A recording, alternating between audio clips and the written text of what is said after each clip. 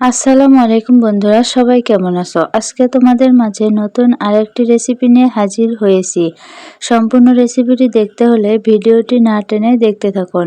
আর এমন নতুন নতুন রেসিপি পেতে অবশ্যই চ্যানেলটি সাবস্ক্রাইব করে সাথেই থাকুন।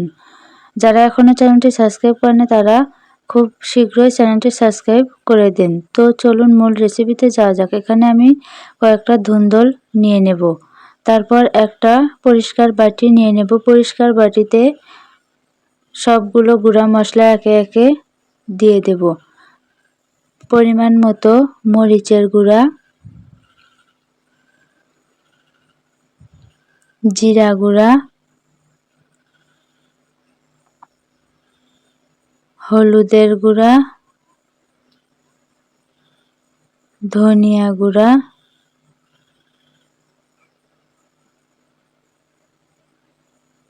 পেঁয়াজ বাটা, রসুন বাটা এবং সাথে স্বাদমতো লবণ দিয়ে দেব।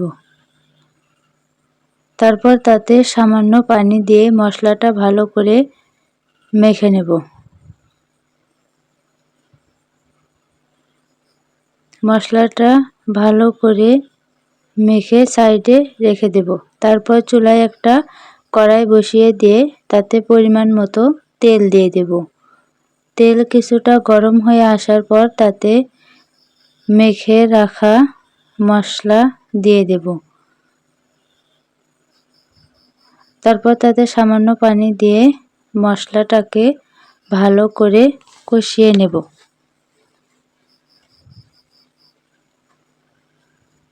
আমার এই রেসিপিটি যদি ভালো লেগে থাকে তাহলে অবশ্যই একটা লাইক দিয়ে চ্যানেলটি অবশ্যই সাবস্ক্রাইব করবেন।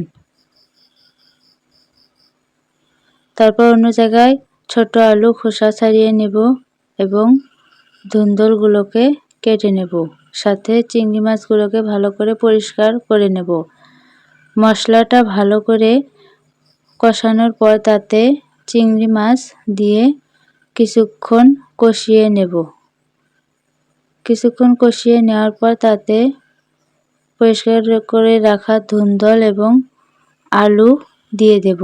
তারপর নেড়ে চেড়ে একটা ঢাকনা দিয়ে ঢেকে কিছুক্ষণ সবজিগুলোকে ভালো করে কষিয়ে নেব। কিছুক্ষণ কষিয়ে নেওয়ার পর ভালো করে নেড়ে চেড়ে তাতে পরিমাণ মতো ঝোল দিয়ে দেব। পরিমাণ মতো ঝোল দিয়ে একটু নেড়ে চেড়ে ঢাকনা দিয়ে ঢেকে আবারও কিছুক্ষণ রান্না করে নেব। আমার এই রেসিপিটি যদি ভালো লেগে থাকে তাহলে অবশ্যই বাসায় ট্রাই করতে পারেন। তারপর ঝোলটা কমিয়ে চুলা থেকে নামিয়ে নেব।